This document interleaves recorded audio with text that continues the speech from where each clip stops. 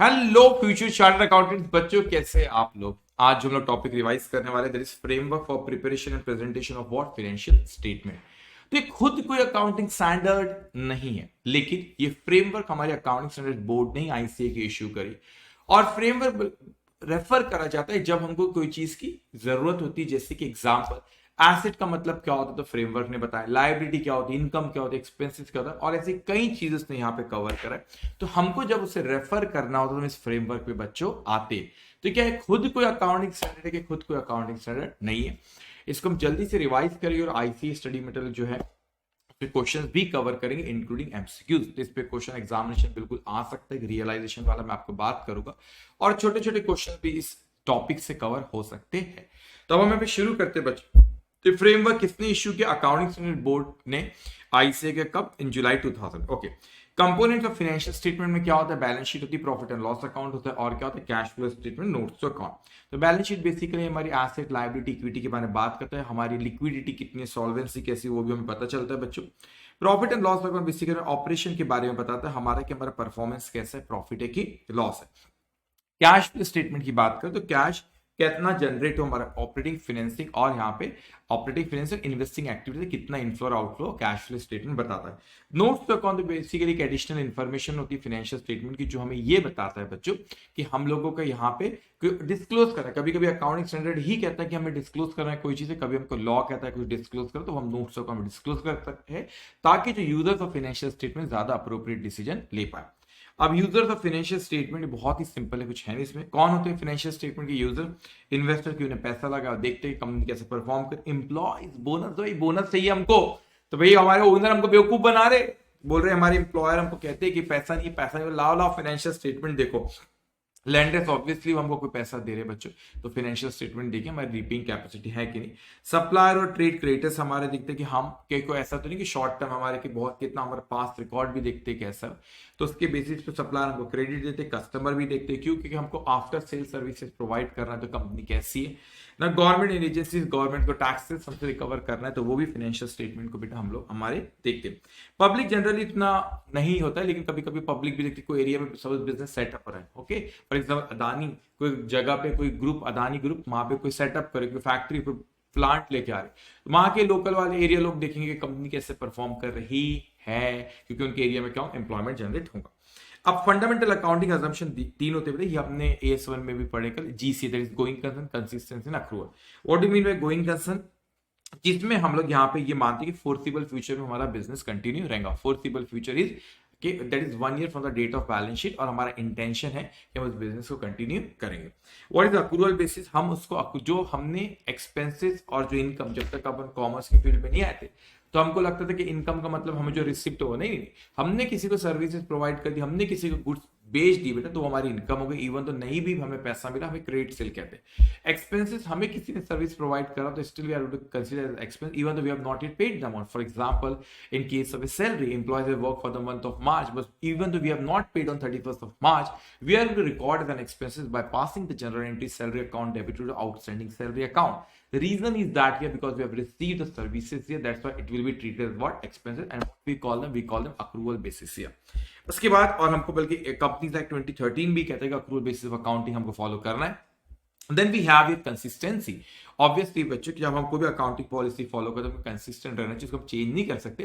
तीन जगह से वह है जहां हम चेंज कर सकते हैं, स्टेज मतलब लॉ हमसे कहता है, अकाउंटिंग स्टैंडर्ड अगर कहता है, और या तो फिर हमने अभी तक जो चीज फॉलो करो अप्रोप्रिएट नहीं, तो बेटर प्रेजेंटेशन के लिए अकाउंटिंग पॉलिसी बदल सकते हैं। For example FIFO method follow करते थे, लॉ ने बोला कि वेटेड ही करो, तो वेटेड एवरेज पे जाएंगे। अकाउंटिंग स्टैंडर्ड बोल रहा है तो करना रहेगा। ये हमको लगता है कि हमने जो फीफो फॉलो करें, सपोज हमारे लिए इतनी अप्रोप्रिएट नहीं है, वेटेड एवरेज ज्यादा अप्रोप्रिएट थी, तो वेटेड एवरेज पे चले जाएंगे, तो उस केसेस में अलाउ है। अब क्वालिटेटिव कैरेक्टरिस्टिक हमारे financial state, improve information usefulness financial statement.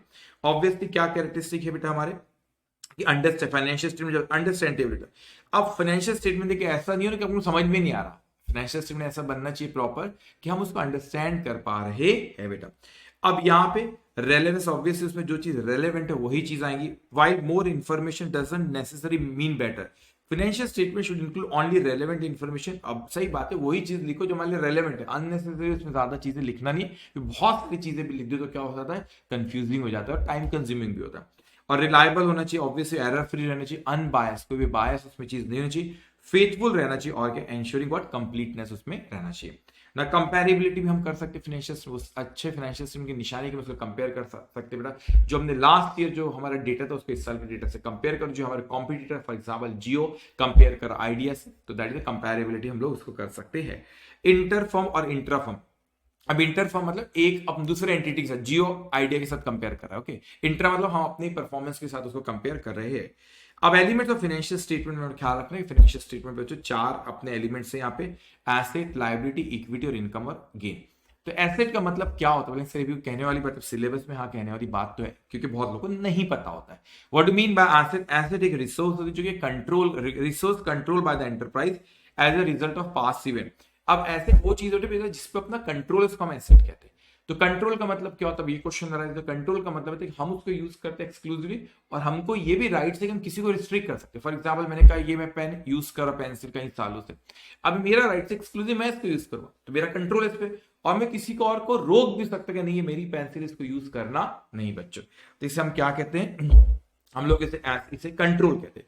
तो ऐसे वो थी जिसपे हमारा कंट्रोल होता है due to some past event, obviously मैंने इसको परचेज किया पास्ट इवेंट, और इससे फ्यूचर इकोनॉमिक बेनिफिट हम एक्सपेक्ट करें, तो हमारी क्या होती है बच्चों, एसेट।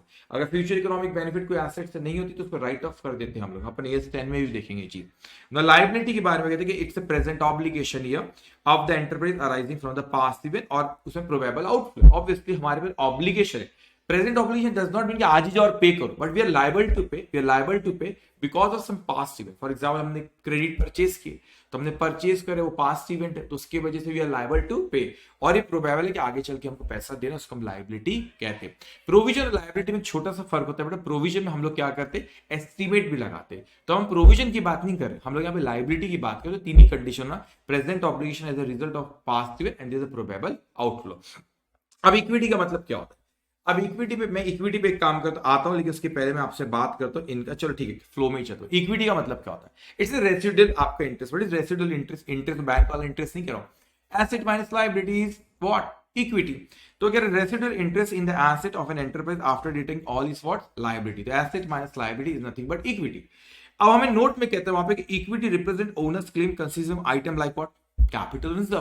तो equity basically share holders fund की बात करता है, उसमें कैपिटल आता है बेटे, आपने फाइनेंशियल स्टेटमेंट कंपनी चैप्टर पढ़े होंगे, तो इसमें कैपिटल आता है, रिजर्व आता है, which are clearly distinct from the liability. Liability अलग होता है, और equity basically, equity is a part of the share holders fund, जो कि हमको ओनर का जिस पे राइट्स होता है, from liability and claim of parties other than owner, okay। तो हमसे that is a claim from, I mean it's a claim of the parties other than the owner, वो liability के बारे में बात करें, मतलब liability में किस पे हक है, बाहर वालों का, और जो शेयर होल्डर्स फंड होता है उस पे किसका हक है, ओनर का हक होता है।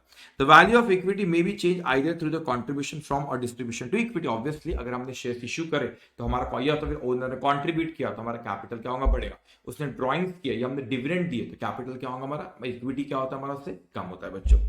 नाउ ये और चीज ये भी इंपॉर्टेंट है, इनकम, और इसको ख्याल रखना, इस पे क्वेश्चन दिया है आईसीए की स्टडी मटेरियल हम लोग करेंगे वो, इनकम अर्न और एक्सपेंसेस इनकम। अब देखो इनकम और एक्सपेंसेस का पूरा खेल जो होता है उसका इफेक्ट हमारा किस पे जाने वाला है, कैपिटल इक्विटी पे ही जाना। रीजन इज दैट इनकम हुई तो प्रॉफिट बढ़ेगा, वो ओनर को जाएगा, एक्सपेंस किए प्रॉफिट कम होगा तो उसका भी इफेक्ट इक्विटी में जाएगा। तो इनकम और एक्सपेंसेस का इफेक्ट अल्टीमेटली हमारा, आप खुद इमेजिन करो बेटा, प्रॉफिट एंड लॉस अकाउंट आपने पीएनएल अकाउंट बनाओ, जब आपने पीएनएल अकाउंट बनाओ उसमें इनकम लिखे, उसमें एक्सपेंस लिखे, जो प्रॉफिट आता है that we transfer to capital, और in case of a company we transfer to reserve and surplus, ठीक है। तो इसीलिए इसको कह रहा है कि आपका इससे भी हमारे इक्विटी पे फर्क पड़ता है। इक्विटी जब when they are using the word equity, they are using in the context of what, basically equity here does not mean only equity share capital, it means a complete shareholders fund they are talking about here, okay। अब बच्चों यहाँ पे income और gain क्या होता है, increase in economic benefit during the accounting period in the form of what, inflow. Inflow का मतलब क्या हो, पैसा आया, तो एग्जांपल वहां पे लिखा हुआ है cash account debit to sales account. No और एनहांसमेंट ऑफ एसेट, एसेट बड़ी बेटा, तो debtors account debited to what, sales account, तो सेल्स देखो सब में क्रेडिट हो रहा है, तो हमारी इनकम है। और डिक्रीज इन लायबिलिटी, लायबिलिटी के कम होने से इनकम कैसे, एग्जांपल हमने किसी को डिस्काउंट मिला, हमको किसी ने डिस्काउंट दिया, तो credit decrease in liability, creditor account debit discount से, ये भी हमारी इनकम है, और हमारी लायबिलिटी क्या कम, that result in increase in equity. Obviously हमारी जब इनकम बढ़ेगी तो वहां पे इक्विटी भी तो बढ़ेगा, क्योंकि इनकम बढ़ रही तो प्रॉफिट बढ़ेगा, नेट प्रॉफिट बढ़ेगा, तो रिजर्व हमारा ओनर को जाएंगे तो उसका भी रिजर्व एंड सरप्लस क्या होगा बच्चों, वहां पे बढ़ेगा। तो इनकम के बढ़ने से कैपिटल भी, इक्विटी भी बढ़ता है आपका। नाउ यहाँ अदर ऑब्वियसली कोई कॉन्ट्रीब्यूट करे ओनर, तो उससे तो इक्विटी बढ़ता है, लेकिन इनकम के बढ़ने से भी इक्विटी बढ़ता है। जब मैं इक्विटी बोल रहा हूं, I am saying in the context of share holders fund, पूरा का पूरा कैपिटल रिजर्व एंड सरप्लस पे इसका इफेक्ट आता है। शेयर होल्डर्स फंड हमारा क्या होता है बच्चों, बढ़ जाता है। अब expense decrease in economic benefit during the accounting period in the form of what here outlay. अब कैसे आउटफ्लो, सॉरी आउटफ्लो कैसे, expense account debit to cash account, तो ठीक है हमारे पास पैसा गया। अब देखेंगे यहाँ पे बच्चों, और डिप्लीशन ऑफ एसेट, एसेट की वैल्यू कम है, for example depreciation account debit to asset, तो आप देखो यहाँ पे ये एक्सपेंस डेबिट करे, डेप्रिसिएशन भी आपका एक्सपेंस है। इनकरेंस ऑफ लाइबिलिटी की वजह से भी हमारा एक्सपेंस होता है, सिंपल, परचेज आपने क्रेडिट में किया तो purchase account debit to creditor, तो आप सब में देखोगे बेटा यहाँ पे एक्सपेंस ही डेबिट हो रहे हैं, तो आउटफ्लो की वजह से भी एक्सपेंस बढ़ सकता है, और एसेट की वैल्यू भी कम हो सकती है, और लाइबिलिटी भी आपकी बढ़ सकती है, उनकी वजहों से हमारा एक्सपेंस बढ़ रहा है। आप देख रहे हो यहाँ पे हर जगह एक्सपेंस अकाउंट डेबिट, डेप्रिसिएशन भी एक्सपेंस है, और परचेज भी हमारा एक्सपेंस है। That result in decrease in equity, obviously हमारा एक्सपेंस बढ़ेगा तो प्रॉफिट कम होगा, प्रॉफिट कम होगा तो इक्विटी भी वहां पे उस पर इफेक्ट जाएगा, ठीक है।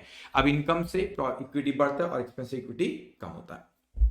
नाउ हियर द मेजरमेंट, ख्याल रखने बच्चों आपको कुछ चीजें, that is what here, first is the historical cost आपका, okay historical cost, what is historical cost, अगर आज मैं कोई एसेट को परचेज करूं तो मैंने कितने एक्चुअल में उसके कितना पैसा मैंने दिया, ये लायबिलिटी को सेटल करूं तो आज मेरे को दूंगा तो कितना, that is historical cost. Current cost का मतलब होता है बेटा कि आज मैं अगर सिमिलर प्रोडक्ट में मार्केट से खरीदूं तो कितने में वो होगा, that is what a current cost, okay. और आपसे रियलाइजेबल वैल्यू का मतलब जो एसेट में यूज करो, अगर उसको मैं मार्केट में बेचूं तो मेरे पास कितना पैसा आएगा। प्रेजेंट वैल्यू मतलब जो आगे मेरे पास फ्यूचर में पैसा आने वाला, और उसकी मैं आज की प्रेजेंट वैल्यू क्या है, डिस्काउंटिंग फैक्टर आपने एफएम में भी पढ़ोगे बच्चों, तो आज की उसकी प्रेजेंट वैल्यू हम निकालते समय क्या कहते हैं बेटा, प्रेजेंट वैल्यू कहते हैं, ओके।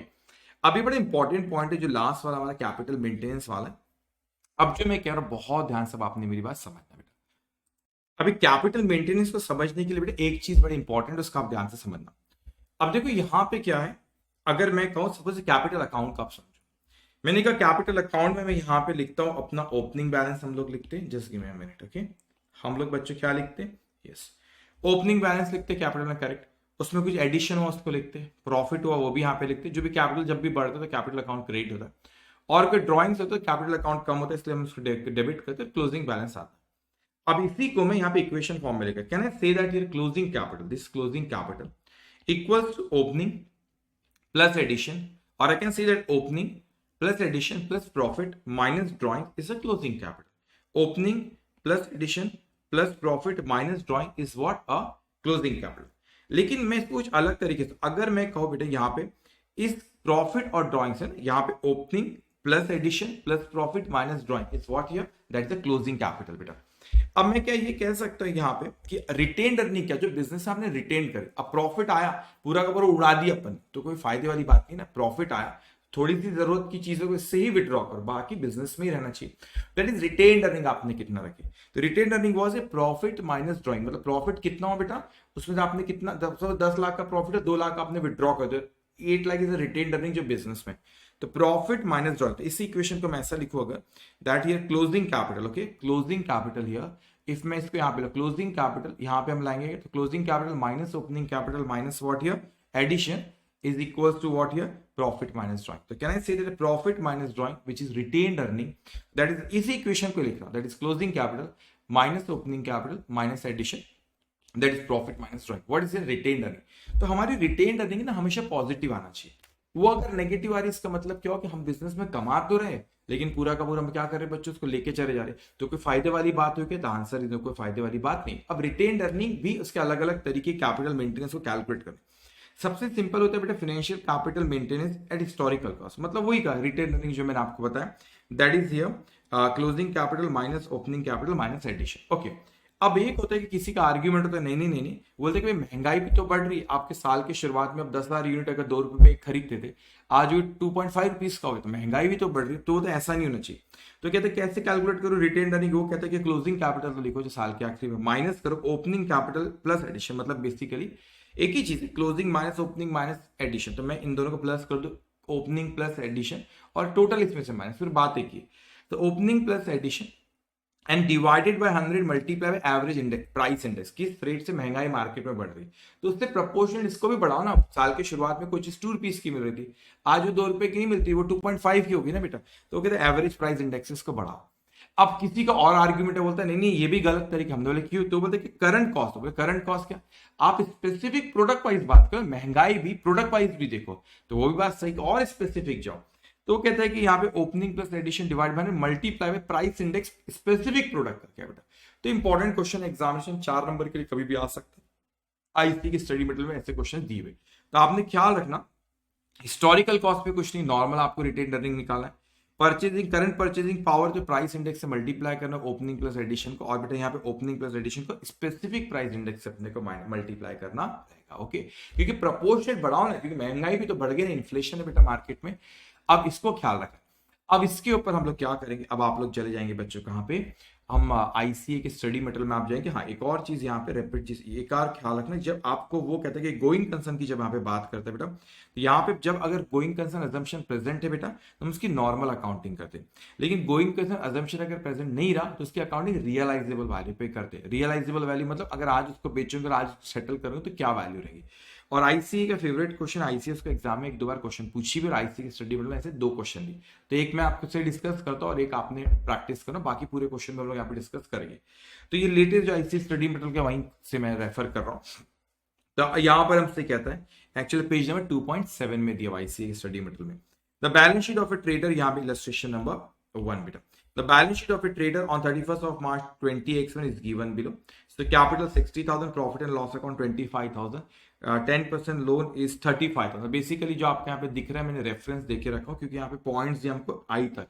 तो बैलेंस शीट के जो भी आइटम के लिए कोई एडजस्टमेंट यहाँ पे दिया, तो उसका मैंने वहां पे रेफरेंस बच्चों दे दिया। ओके, क्योंकि हमको आसानी जाएंगी सॉल्व करते हुए।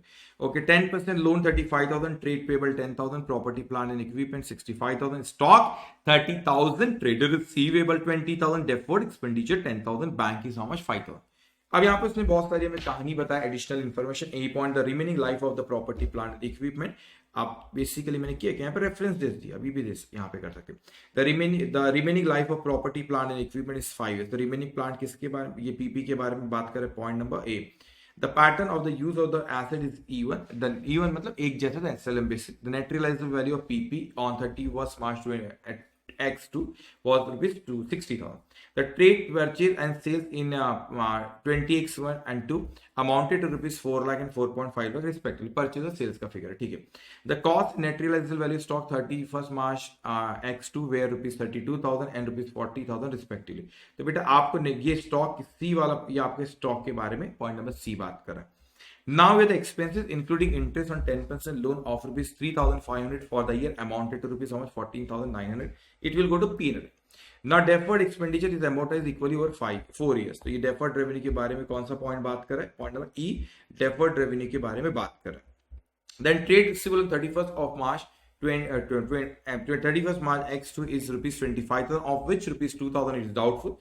collection of another rupees 4,000 depends successful reinstallation of certain products supplied to the customer। F point trade receivable के बारे में बात कर रहा है बच्चों। फिर हमसे कहते हैं closing trade payable is rupees 12,000 which is likely to be settled at 5% discount। cash balance on 31st March X2 is 37,100। there is an early repayment। okay, cash के trade payable is point number G, point number G. देन आपसे point number H cash के बारे में बात कर रहा है। And then here there is early repayment penalty for the loan 2,500। Loan के बारे में बात करें पॉइंट नंबर आई, ठीक है। तो जी हमने यहाँ पे रेफरेंसेस दी थी। अब हमसे कहते हैं कि you are required to prepare the profit and loss account here and the balance sheet of the trader in both cases assuming what, going concern assumption है, गोइंग कंसर्न अजम्पशन नहीं है। तो गोइंग कंसर्न अजम्पशन अगर present नहीं है बेटा, तो हमें रियलाइजेबल वैल्यू पे लिखना पड़ता है। ऐसा क्वेश्चन एग्जाम में आ सकता है, हमें किस पे लिखना है, रियलाइजेबल वैल्यू पे। तो यहाँ पे आंसर में देखेंगे उसने यहाँ पे पीएनएल अकाउंट बैलेंस शीट पूछा है, और यहाँ पे केस 1 यहाँ पे है कि आपका वो गोइंग कंसर्न अजम्पशन प्रेजेंट है, मतलब नॉर्मल अकाउंटिंग, और सेकंड वाले केस में रियलाइजेबल वैल्यू पे अपने को करना है। तो अपन क्या करेंगे, बैलेंस शीट से एक आइटम उठाते जाएंगे, जो जो रेफरेंस उसने आपको दिया वो रेफरेंस अपन वहां से पिक करेंगे और अकॉर्डिंगली ट्रीटमेंट उसका यहाँ पे देखते जाएंगे। सबसे पहले बेटा उसने कहा कैपिटल, कैपिटल कहाँ था, बैलेंस शीट में। हाउ मच इज 60,000, तो दोनों केस में उतना ही आएगा। तो आपने 60,000 बैलेंस शीट में बच्चों हमने लिख दी। उसके बाद हमसे कहता है प्रॉफिट एंड लॉस अकाउंट, ये साल के मतलब पिछले साल का बैलेंस है 25,000। अब इस साल हमें स्मॉल प्रॉफिट हुआ होगा तो वो हम ऐड करेंगे, पीरियड में आएगा। तो मैं यहाँ पे आपके रेफरेंस के लिए यहाँ पे लेकिन इसको लिखता हूं मैं 25,000। ओके, नाउ उसके बाद हमसे कहते हैं 10% लोन दैट इज 35,000, लेकिन उसके बारे में पॉइंट नंबर हमको आई में कुछ कहा है।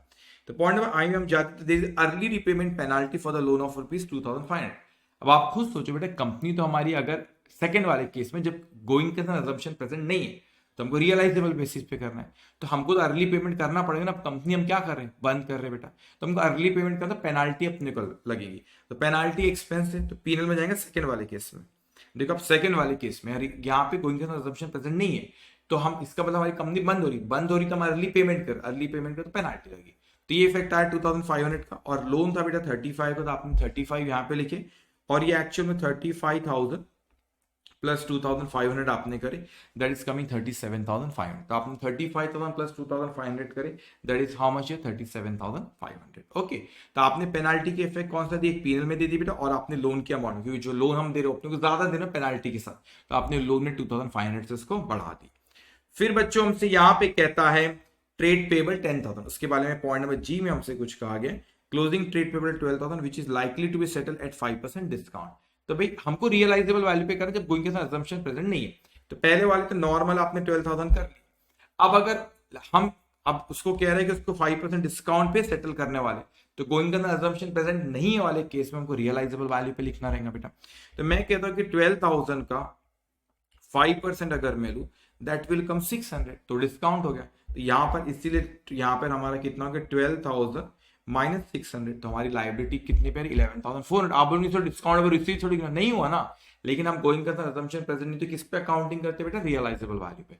तो आगे आपका 11,400 और डिस्काउंट हमको रिसीव हुआ हमारी इनकम, तो पीएनएल अकाउंट में आप देखोगे यहाँ पे 600 को उसने क्या किया बच्चों, क्रेडिट करा। नाउ उसके बाद आते हैं हम लाइबिलिटी साइड में। पीपी में पॉइंट नंबर ए में कहते हैं बुक वैल्यू का 65 साल की शुरुआत में, मतलब पिछले साल, remaining useful life of the PP is how much 5 years. तो भाई 65 देना 5 ईयर में उसको डेप्रिशिएट करना है, और वो कह रहा है उसका पैटर्न कैसा है बच्चों, एसेट का E1 है, तो 65,000 डिवाइडेड बाय 5 कर देंगे, that will come how much है 13,000। तो 13,000 अमाउंट ऑफ डेप्रिशिएशन नॉर्मली, तो आप देखोगे बच्चों यहाँ पे उसने 13,000 डेप्रिसिएशन चार्ज किया नॉर्मली, और जो 52 है बेसिकली 65,000 माइनस 13,000 डेप्रिसिएशन लगा नॉर्मली, ये हुआ। अब अगर गोइंग कंसर्न अजम्पशन प्रेजेंट नहीं है बेटा, तो हमको रियलाइजेबल वैल्यू पे करना। तो net realisable value of property plant equipment 31st of March 20x2 was rupees how much 60,000 है। तो 31st of March 20x2 में was rupees how much 60,000 यहाँ पर उसका, तो हमको रियलाइजेबल वैल्यू पे करना। तो बुक वैल्यू कितनी है उसकी 65, रियलाइजेबल वैल्यू कितनी बची यहाँ पे 60, तो 5,000 से कम करना है। तो आप देखोगे यहाँ पे हमने 60 पे रिकॉग्नाइज कर दिए, लेकिन बुक वैल्यू थी 65, तो 65 पे से 60 पर लेकर तो 5,000 से कम करें, तो इस केस में डेप्रिसिएशन 5,000 ही आएगा, क्योंकि हमको एसेट को किस पे रिकॉर्ड करना है बेटा, रियलाइजेबल वैल्यू पे करना है। नाउ उसके बाद स्टॉक 30,000, तो उसमें पॉइंट नंबर कौन सा उस पे गए, सी पे, तो पॉइंट नंबर सी पे गए। तो स्टॉक कॉस्ट इज 32,000 और NRV cost and NRV of stock 31st March 2022 was were rupees 32,040। तो नॉर्मली अपन कहते हैं विच एवर इज लो, तो यहाँ पे कॉस्ट कम है, नॉर्मली मैंने क्लोजिंग स्टॉक यहाँ पे लिखा ट्रेडिंग के क्रेडिट में, और एसेट में आप बता दिया 32। लेकिन अगर गोइंग कंसर्न अजम्पशन प्रेजेंट है हमको एनआरवी पे लिखना होता, तो यहाँ पे एनआरवी 40, यहाँ पर हमने लिखे 40, हमने यहाँ पे एनआरवी लिखे बच्चों, और एसेट में हमने 40 यहाँ पर लिख दी। फिर वो हमसे कहता है यहाँ पे नेक्स्ट आइटम हमसे कहता है ट्रेड रिसीवेबल, जो कि पॉइंट नंबर एफ में का। पॉइंट नंबर एफ कहता है हमसे ट्रेड रिसीवेबल 31st March कितना 25,000 of which rupees 2,000 is doubtful. तो नॉर्मली हमने बोला ठीक है, तो 25,000 बेसिकली दिस इज 25 माइनस 2, तो ये 2,000 हमारा डिस्का वो है डाउटफुल है, मतलब प्रोविजन फॉर डाउटफुल है, तो हमने पीएनएल में 2,000 को डेबिट कर दिया। लेकिन आगे हमसे कहते हैं collection of another rupees 4,000 depend on successful reinstallation of certain product supply to the customer. Reinstall अगर हमको करना है, तो कुछ कस्टमर बोलते नहीं तुम पहले रीइंस्टॉल करके तो प्रोडक्ट तुमने सही नहीं करते, उसको रीइंस्टॉल करके दो, जब भी हम बच्चे में 4,000 तुम्हें देंगे। अब कंपनी तो बंद होने जा रही है, अगर कोई अजम्पशन प्रेजेंट नहीं है सेकंड वाले केस में, तो बंद होने जाती है, इसके चांसेस ज्यादा है कि वो रीइंस्टॉल नहीं कर पाएंगे, तो रीइंस्टॉल नहीं कर पाएंगे तो 4,000 हमको भी नहीं मिलेंगे।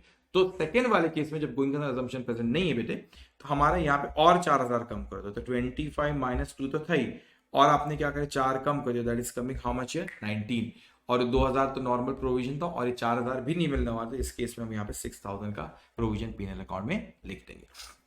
Now after this it says क्या कह रहा है यहाँ पे डेफर्ड रेवेन्यू एक्सपेंडिचर से पॉइंट नंबर ई में उसने कहा बेटा deferred expenditure amortise equally 4 years. तो नॉर्मल जो है आपका उसमें आप बोलेंगे 10,000 है, 4 साल में अमोटाइज करना है, तो पीएनएल में चलेंगे 2,500, दैट इज 10,000 डिवाइड बाय 4, और यहाँ पे डेफर्ड रेवेन्यू एक्सपेंडिचर 10,000 माइनस 2,500 जो आपने राइट ऑफ कर, तो 7,500 बैलेंस आए। लेकिन सेकंड वाले केस में मैं तो कंपनी लिक्विडेट करो, गोइंग कंसर्न अजम्पशन प्रेजेंट नहीं है, तो कंपनी लिक्विडेट करे तो पूरा का पूरा अपने को क्या करना है, राइट ऑफ। इसलिए बच्चों यहाँ पे जीरो रियलाइजेबल वैल्यू पे करना है ना, तो उसकी वैल्यू जीरो, तो डेफर्ड रेवेन्यू एक्सपेंडिचर और पूरा का पूरा हम क्या कर देंगे, उसको राइट ऑफ कर देंगे। नाउ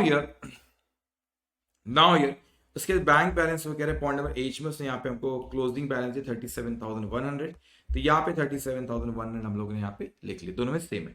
अब बैलेंस शीट के सारे आइटम ले लिए, पॉइंट नंबर ए भी हमने कर लिया। बी में उसने अपने को परचेज और सेल्स की फिगर दी है, दैट इज 4 लाख एंड 4,50,000। तो आप देखोगे बेटा पीएनएल अकाउंट में 4 लाख और 4,50,000 नहीं, एक सेकेंड, अच्छा परचेज नॉर्मल 4 लाख 4,50,000 दोनों केस में करेक्ट।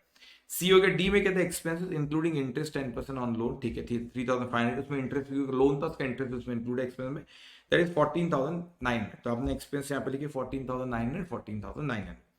फिर सारे पॉइंट हो गए E F G H I, ठीक है, इतने ही थे। अब आपने बच्चे यहाँ पे प्रॉफिट निकाले, ये प्रॉफिट बेसिकली इसमें ऐड कर देंगे। ओपनिंग का 25 19,600 ये आ गया, और यहाँ पे प्लस 22,200 ये आ गया। तो आप देखोगे 25,000 प्लस 19,600 दैट विल कम 44,600, और ये 25,000 plus 22,200 that will come how much, 47,200। ठीक है, सिंपल। अब क्या करना है, बैलेंस शीट तैयारी। तो इस ऐसा ही क्वेश्चन है बेटा, और एक जो मैंने कंसेप्ट बोला उसको ध्यान में रखना, प्रैक्टिस इससे अच्छा एक और क्वेश्चन ऐसा ही आपको आईसी की स्टडी मटेरियल में दिया और एग्जाम में भी आईसी पूछा है ऐसे क्वेश्चन, तो आपने वहां से आप उसको एक बार जो क्वेश्चन दिया होमवर्क में मैं बताऊंगा आपको, it's like a homework for you, तो उसको आप सॉल्व करेंगे बेटा। अब उसके बाद हम लोग एक बार क्विकली हम लोग सारे इलस्ट्रेशन लोग कर लेंगे बेटा। Illustration number 2, okay. अभी बड़ा अच्छा है, याद है मैंने अभी आपसे कैपिटल मेंटेनेंस के बारे में यहाँ पे बात किया बेटा, यहाँ पे 3 सिचुएशन होती है आपकी, बस वो तीनों पे एक बढ़िया प्रैक्टिस हो जाएंगे हमारी। अब देखो क्या कहता है हमसे यहाँ पे, a trader commence business on 1st of January 20x1 with ₹12,000 represented by 6,000 unit of a certain product at ₹2 per unit. अब एक्चुअली उन्होंने बिजनेस शुरू करे 12,000 रुपीज से और 6,000 यूनिट परचेज करे और 2 रुपीज का कितना, नहीं 2 नहीं 2 रुपीज का, हाँ तो बराबर 12,000 रुपीज ये आ गया बेटा। ये कितना अमाउंट आ गया बच्चे, 12,000। That says that year not during the year 20x1 he sold these units at ₹3 per unit। तो आपने यहाँ पे कितने पे रिकॉर्ड करते, 2 पे खरीदे थे उसको, आपने 3 में उसको बेचे, तो आपको प्रॉफिट हुआ। कितने का प्रॉफिट हुआ, आपने 2 की चीज आपने 3 में बेचो, दिया the profit of 1 that we are going to multiply by 12,000। तो सॉरी ये आपको मल्टीप्लाई करूंगा, आपने 6,000 यूनिट बेचे तो मल्टीप्लाई बाय 6,000, तो you have a profit of how much, you have a profit of how much, 6,000 का आपको बेटा प्रॉफिट हुआ। ठीक है, नाउ अब मैं कहता हूँ कि ड्यूरिंग, ओके यहाँ पे ना इट विड्रॉ 6,000। अब ये क्या बात है कि मैंने कहा मेरे को प्रॉफिट भी 6,000 के, विड्रॉ भी 6,000। तो मैं अगर यहाँ पे बेटा इसको बनाता नॉर्मल, मैं कैपिटल अकाउंट बनाता तो आपको समझ में आएगा कहानी क्या चल रही हो। अब मैंने कहा यहाँ पे हमको नॉर्मल मैं कैपिटल अकाउंट अगर मैं यहाँ पे बनाता हूँ, तो मेरा ओपनिंग कितना था यहाँ पे 12,000 था, फिर मेरे को प्रॉफिट हुआ जो यहाँ पे कितने का प्रॉफिट हुआ बेटा, मेरा प्रॉफिट हुआ यहाँ पे 6,000 का प्रॉफिट हुआ। मैंने ड्रॉइंग्स जो किया वो भी कितने की ड्राइंग्स के बेटा, 6,000 की ड्राइंग्स आ गई, तो मेरा क्लोजिंग कैपिटल तो उतने भी आ गए ना, 12 पर ही है, तो मेरी रिटेन्ड अर्निंग तो जीरो होगी ना। रिटेन्ड अर्निंग कैसे कैलकुलेट करता है, retained earning equals to closing capital minus opening capital minus addition if any. Okay, अब देखो यहाँ पे क्या हुआ, तो रिटेन्ड अर्निंग मैं अगर देखो क्लोजिंग कैपिटल है मेरा यहाँ पे 12,000 बेटा, ओपनिंग कैपिटल है 12,000 और आपने एडिशन कुछ था ही नहीं आपका जीरो, तो रिटेन्ड अर्निंग आपकी इसलिए तो जीरो आ रही है ना, और जीरो ही आएंगी ना। अब आपने यहाँ पे प्रॉफिट हुआ 6 का, सॉरी प्रॉफिट हुआ 6 का, और आपने ड्रॉइंग्स भी करे 6 की, तो आपकी जो रिटेन अर्निंग शून्य होगी ना, जीरो हो गई वो। तो आपने यहाँ पे इसलिए closing capital minus opening minus additional आप करोगे, that will come how much है, जीरो। समझ में आई चीज बेटा। तो अब उसने लेकिन अपने को यहाँ पे कुछ और चीजों के बारे में उसने कहा, क्या वो कह रहा है हमसे, वो कहते हैं कि here let us assume that the price of the product at the end of the year is 2.5। तो स्पेसिफिक इंडेक्स दिया कि उसका 2.5 था, साल की शुरुआत में कितना था 2, तो 2 से बढ़ के 2 स्पेसिफिक इंडेक्स दिया, और in other word specific price index to the product is 125। ठीक है, तो 100 की चीज 125 करेक्ट। अब उसने ना यहाँ पे पूरा ऐसे उसने बोल बच्चन किया, उसको एक्सप्लेन किया, ऐसा है वैसा है, बातें कर रहा है, और मेन पूछा क्या। अब यहाँ पे उसने एक्सप्लेनेशन दिया सोल्यूशन का, बेसिकली 3 चीज पूछा आपको बेटा, हिस्टोरिकल कॉस्ट पे, करंट परचेजिंग पावर और फिजिकल कैपिटल। अब तीनों से अपन करेंगे। अब मैंने कहा देखो आपको यहाँ पे सिखाया था मैंने, पहला historical cost, retained earning equals, अपने को ये निकालना है ना रिटेन्ड अर्निंग, तो मैं ऐसे करता हूँ, हिस्टोरिकल वाले बता रहा हूँ, retained earning equals what is formula, closing capital minus opening capital. आप माइनस ड्राइंग्स भी यहाँ पे कर सकते हैं, आप ब्रैकेट में लिखे ऐसा प्लस एडिशन, ऐसा एक ही बात हुई ना बेटा, opening plus addition minus closing में से करो, या closing minus opening minus addition करो, बात एक ही है। तो मैंने कहा क्लोजिंग कैपिटल मेरा कितना आया था यहाँ पे, ये 12,000 अपन ने कैलकुलेट करे, क्लोजिंग आ रहा है अपना 12,000, ओपनिंग कितना था बेटा 12,000 था, और एडिशन कुछ हुआ नहीं आपका, तो रिटेन अर्निंग कितनी आ रही, जीरो। ठीक है, ये जीरो, तो आप देखो यहाँ पे नील नील है, सिंपल, और कुछ भी नहीं बेटा, उसने यही किया यहाँ पे। ठीक है, मैं इसको प्लस माइनस, आप ऐसे भी कर सकते हो जैसे मैं फॉर्मूला बना के करूँ। अब सेकंड उसने यहाँ पे कहा कौन सा, करंट आपका परचेजिंग पावर। अब ध्यान से समझना बेटा कि यहाँ पे देखो करंट परचेजिंग पावर ये वाला था हमारा, कि रिटेन अर्निंग कैसे निकालना है, तो retain earning equals to closing capital minus opening capital plus addition here divided by, आपको कितने से करना उसका 100 divided by 100 multiply by price divided by 100 और मल्टीप्लाई प्राइस इंडेक्स उसका जो भी रहेगा। ठीक है, एवरेज प्राइस इंडेक्स जो है इसका। अब ध्यान से समझना बेटा, अब मैं उसके बारे में अगर यहाँ पे बात करूं तो क्लोजिंग कैपिटल मेरा कितना है 12,000। ठीक है, ओपनिंग कैपिटल कितना है बच्चों अपना, ओपनिंग कैपिटल के बारे में अगर अपन यहाँ पे बात करें, just give me a minute, opening capital के कितना है, तो ओपनिंग कैपिटल भी आई थिंक कितना था 12,000, एडिशन कुछ भी नहीं था, प्लस मैंने किया जीरो और डिवाइडेड बाय 100। और यहाँ पे बेटा आपको अगर यहाँ पे बात करें आपका, तो आपका एवरेज प्राइस इंडेक्स कितना है यहाँ पे that is coming how much है, वो आपका जो चीज पहले, या तो आप ऐसा भी कर सकते हो डिवाइड बाय 2 मल्टीप्लाई बाय जो आपका वो बढ़ रहा है वहां पे, जस्ट मिनट क्वेश्चन कहाँ गया, कहाँ गया चिंटू पिंटू।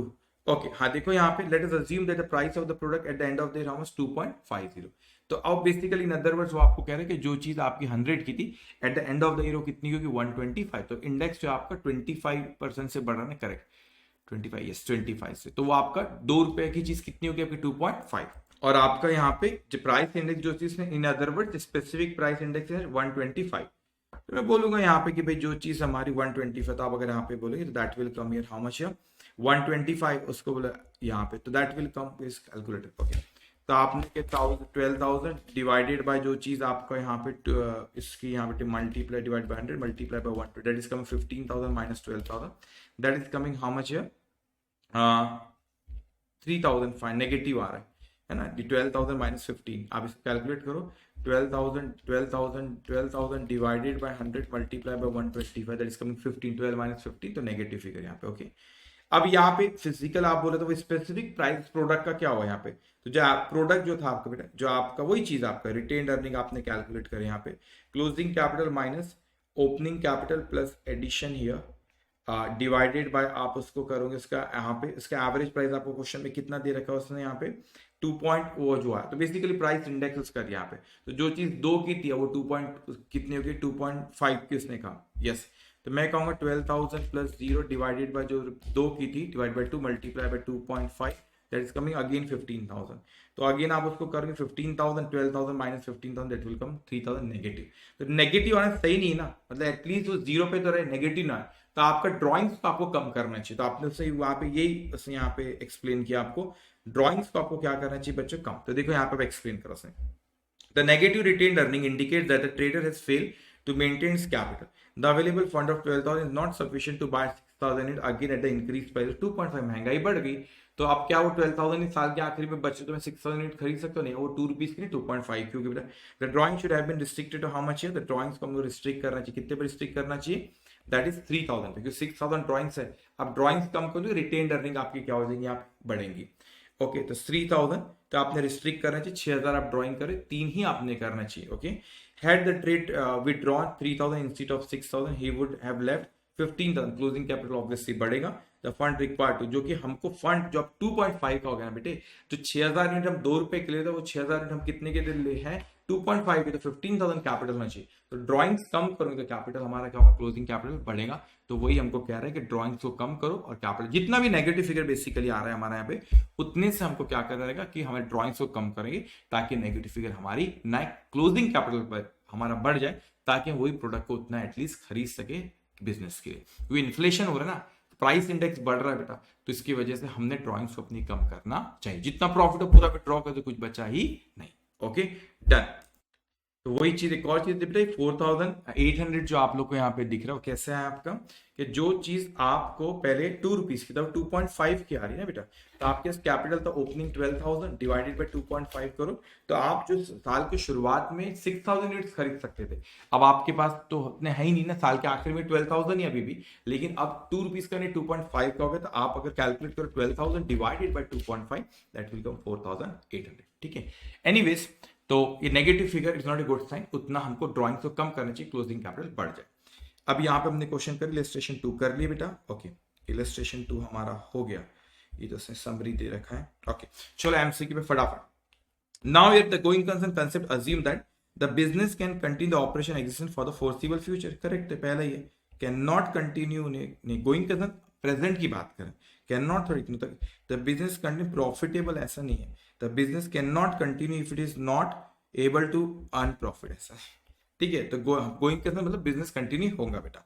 अब उसके बाद two principal qualitative characteristic the financial state, understandable materiality थोड़ी ना काम है, रेलेवेंस का and reliability, correct answer is B बेटा। मटेरियलिटी कंपैरेबिलिटी एंड मटेरियलिटी, हर जगह मटेरियलिटी डाला वो था ही नहीं, आपने याद है अभी अपने पढ़े रैपिड जिसमें ये तो है ना, देखो ये आपका कंपैरेटिव रिलायबिलिटी रेलेवेंस और ये आपका understandability, okay.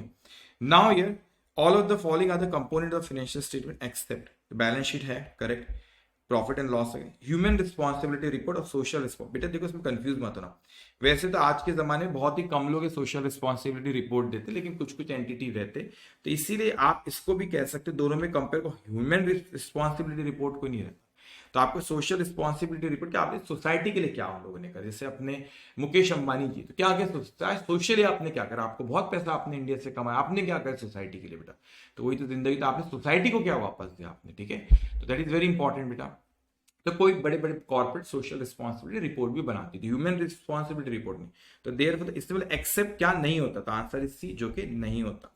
No an accounting policy can be change, अगर लॉ कहता है अकाउंटिंग स्टैंडर्ड कहता है करेक्ट, मोर अप्रोप्रिएट प्रेजेंटेशन, ये भी सही है, okay the answer is C both A and B. Value of equity में चेंज, अब इक्विटी की वैल्यू कब चेंज होगी, कंट्रीब्यूशन फ्रॉम और डिस्ट्रीब्यूशन टू, हाँ बराबर है, आपने ओनर ने एडिशन करा या विड्रॉल किया तो उससे बढ़ेगा, सही है। इनकम हुई तो प्रॉफिट बढ़ेगा, प्रॉफिट बढ़ा तो इक्विटी भी बदलेगा, एक्सपेंस इनकट बराबर उससे भी इक्विटी में चेंज आएंगे, एक्सपेंस से प्रॉफिट कम तो इक्विटी भी कम होगी, जैसे all the three, answer is all the three बेटा। अब इसके बाद सिनारियो बेस्ड क्वेश्चन चाहिए भी है, चलो ठीक है ये भी डिस्कस, देखो 10th वाला जैसे भी, अच्छा उस पर आता हूं मैं, पहले फटाफट 8 9 पे आओ। वो कहते हैं Mohan started A business on 1st of April 2021 with rupees how much है 12 lakh, represented by 60,000 unit of rupees how much है 20, तो उसका रिप्रेजेंट उसने 60,000 यूनिट्स उसने खरीदा 20 रुपीज का, उसके जो ओपनिंग कैपिटल था तो उसके पास 12 लाख था बेटा, ठीक है 12 लाख उसके पास ये था। फिर वो कहते हैं कि during the financial year 31 March 2021 he sold entire stock, पूरा बेचा 30 में, तो जो चीज उसने 20 की खरीदा तो उसको 30 में बेच दिया बेटा, basically he made a profit of 10। In order to maintain the capital intact, calculate the maximum amount which can be withdrawn by the Mohan in the year 20x1-2 if the capital financial capital maintain an historical cost, मतलब कितना drawings करना चाहिए, जितना और वो जितना opening था उतना ही भी मेंटेन रहे बेटा हिस्टोरिकल कॉस्ट पे, तो हमारे पास हिस्टोरिकल कॉस्ट था 12 लाख, तो 12 लाख ही रहे, तो आपके बेसिकली वो आपसे कह रहे हैं जो भी मेरा प्रॉफिट हो मैक्सिमम उतना विड्रॉ कर सकता हूँ, तो 20 की चीज मैंने 30 में बेची तो 10 रुपीज पर यूनिट मेरा प्रॉफिट हुआ, so basically I'm making a profit of 60,000 unit multiplied by 10, that is going to come how much is 6 lakhs here. So this is the profit we have made, the maximum we can withdraw the 6 lakhs only, so it we will constant at the opening capital, this is what they are asking us। तो कहते हैं अगर financial capital is maintained at the historic, जितना मैं 12 लाख पे opening closing opening पे maintain करके रखे तो कितना विड्रॉ करो, जितना प्रॉफिट हो मैक्सिमम उतना विड्रॉ कर सकते हैं, ओके। अपना ये भी सिंपल सा क्वेश्चन है, अकाउंटिंग इज एन इक्वेशन है, छोटे मोटे क्वेश्चन कभी आ सकते हैं 2 नंबर 4 नंबर के लिए पूछ लेगा, तो अकाउंटिंग क्या होता है बच्चे, they are saying that here asset equals to liability plus equity, okay, तो ये हमारी इक्वेशन अकाउंटिंग इक्वेशन क्या कहते हैं कि बैलेंस शीट का एक एसेट साइड होता है बेटा और एक लायबिलिटी साइड होता है। अब इसको अलग अलग तरीके से लो, अब आप बोले कि लायबिलिटी इक्वल्स टू, अगर मैं कहूँ यहाँ पे एसेट माइनस इक्विटी, या मैं कहूँ equity equals to here asset minus liability, अब उसको अलग अलग तरीके से लिखो, बात वो एक ही है। तो आपको पूछ रहा है क्या यहाँ पे, वो हमसे पूछता है, हमको यहाँ पे opening balance sheet of mister A showing the aggregate value of asset उसने दिया बेटा, लायबिलिटी और इक्विटी, तो हमको उसने वैल्यू उसने एसेट लायबिलिटी और इक्विटी की उसने हमको क्या करा बच्चे यहाँ पे वैल्यू दे दिया, 8 lakh 3 lakh 5 lakh respectively during the accounting mister has the following transaction, इसके अपने को इफेक्ट है, साथ ही साथ में मैं आपको बताता हूँ। देखो यहाँ पे सॉल्व करे होंगे, ठीक है। देखो asset minus liability is what है, इक्विटी। तो उन्होंने यहाँ पे हमको फिगर दिया, यहाँ पे एसेट का उसी ऑर्डर में लिखेंगे, asset minus liability equals to equity, ठीक है। एसेट लायबिलिटी इक्विटी, एसेट कितनी अपनी 8 लाख, इक्विटी कितनी बेटा 3 लाख, और लायबिलिटी कितनी 5 लाख। तो वैसे लिख लेंगे हम लोग यहाँ पे asset is 8 lakh, equity is 5 lakh और लायबिलिटी हमारी 3 लाख, ठीक है। 8 माइनस 3 इज 5। अब देखो यहाँ पे क्या कह रहे हैं हमसे, अब इसका एंट्री हमेशा डबल एंट्री को फॉलो करना है। Earn 10% dividend on 2000 equity shares of ₹100 each. तो 2000 ये अच्छा रुपीज इन लाख, तो 2000 multiply by 100 multiply by 10%, that is coming here 20,000, it means rupees in lakh 0.2। तो what interest receive not dividend receivable account debit to dividend. तो dividend receivable क्या है बच्चे, asset. तो आप देखोगे यहाँ पे डिविडेंड रिसीवेबल एसेट, तो यहाँ पे एसेट को उसने यहाँ पे 0.2 से बढ़ा दिया to dividend account. Dividend income है, तो इनकम बढ़ी तो इक्विटी बढ़ेगा, तो इक्विटी भी देखो 0.2 से बढ़ा दिया। लायबिलिटी में कोई चेंज नहीं, एज इट इज 3 का 3 का, तो देखो तो भी मैच होना चाहिए। 8.2 माइनस 3 दैट इज कमिंग 5.2। अब उसके बाद हमसे कहता है यहाँ पे, उसके बाद हमसे कह रहा है यहाँ पे that here paid ₹50,000 to creditor for settlement of ₹70। तो मैंने एंट्री पास करूंगा, creditor account will be debited ये 70 to cash account here will be 50 और डिस्काउंट रिसीव्ड हो गया बेटा 20 का। तो क्रेडिटर मैंने 70 का पे किया, मेरी लायबिलिटी 70 से कम है। तो आप लायबिलिटी देखो यहाँ पे 8.2 माइनस 70,000 रुपीज इन लाख से, तो 0.70, तो 8.2 minus 0.7 that is coming is liability. अच्छा लायबिलिटी इज 3, तो ये ठीक है 3 माइनस 0.7 दैट इज कमिंग 2.3, ये 2.3 हुआ। अब आपने कैश दिए 50,000 बेटा, तो आपकी एसेट कितने से कम हो रही, एसेट आपकी कम हो रही, कितने से कम हो रही आपकी asset, that is coming by 0.50। तो एसेट कितनी थी हमारी, एसेट थी बच्चों हमारी 8.20 माइनस 0.5 करोगे, that will come 8.2 minus 0.5 that is coming 8.2 minus 0.5 that is coming 7.7। Discount सिर्फ इनकम हुई, इनकम हुई तो प्रॉफिट क्या हमारा, इक्विटी क्या हुआ, प्रॉफिट बढ़ेगा, प्रॉफिट बढ़ेगा इक्विटी बढ़ेगा, 0.2 का डिस्काउंट रिसीव था, तो 5.2 plus 0.2 that will come 5.4। Simple है, ओके। ये एग्जाम में आ सकते बिल्कुल। उसके बाद बेटा उससे हमसे कहा rent of the premises is outstanding ₹10,000। तो क्या एंट्री पास होंगी, rent account will be debited by 0.10 to rent payable account, ठीक है। ये एंट्री पास होंगी rent payable account that is 0.10। तो रेंट एक्सपेंस से पीएनएल में जाएगा, पीएनएल में जाएगा तो प्रॉफिट क्या होगा, कम, प्रॉफिट कम तो इक्विटी भी क्या होंगी कम, तो इक्विटी को इसने देखो यहाँ 0.1 से कम करा हुआ, यस। देखो 5.4 से कम करके किस पे ला रही हमने 5.3, तो इक्विटी हमने 0.1 से बेटा कम कर दी। अब उसका रेंट पेएबल है, लायबिलिटी 0.1 से बढ़ा दी, तो 2.3 से बढ़ा के 2.4 पे लायबिलिटी आ गया, एसेट एज इट इज। अब उसके बाद वो हमसे कह रहा है यहाँ पे the last one is mister withdraw ₹9,000 for is what personal use. What will entry here, drawings account debit 0.09 to cash account 0.09, okay. तो ड्रॉइंग्स हमारे यहाँ पे देखो आप, ड्रॉइंग्स बेसिकली कैश कम हो 0.09 से, तो आप यहाँ पे asset 7.7 minus 0.09 that is coming 7.61। और क्या कम हो बेटा आपने, ड्रॉइंग्स अकाउंट डेबिट, तो आपका ड्रॉइंग्स कम हो और आपने यहाँ पे ड्रॉइंग्स अकाउंट डेबिट कैश कम हो, सॉरी उतने से। अब ड्रॉइंग्स आपका कम होता है, इक्विटी कम होता है, कैपिटल में एडजस्ट होता है, तो कैपिटल भी आपका 0.09 से कम हो गया, 5.30 minus 0.09 that is coming 5.21। Asset as it is, उसको आपने वैसे के वैसे लिखे। क्वेश्चन नंबर 10 होमवर्क आपने करना है यहाँ पे, जो आपको यहाँ पे दिया सेम वैसे जो अपने क्लास में भी करे, फिगर्स बस थोड़ी सी अलग है, ओके। अब आपका last question 11, A Limited has entered into a binding agreement with Gamma Limited to buy the custom made machine जो कि 1 लाख की थी at the end of 20x12 before delivery of the machine.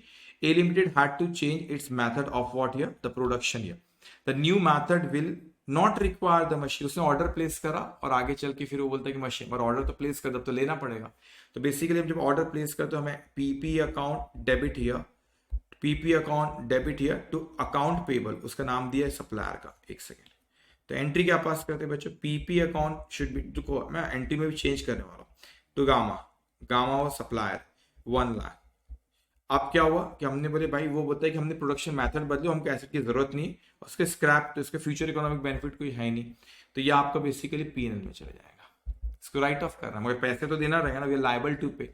तो if there is no future economic benefit we can not recognise as what asset, तो it has to be write it off, और but still we are liable to pay to gamma की हमने order place करे बेटा।